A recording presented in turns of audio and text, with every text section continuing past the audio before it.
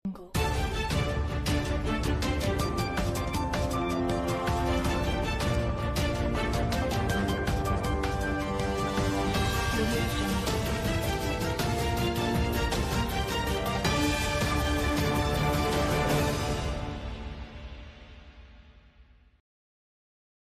આરોપીઓ जो Telegram channel चलावता હતા સુમેર સિંહ સન ઓફ ભરતલાલ મીના જયપુરથી પકડવામાં પોલીસનો સફળતા મળી છે।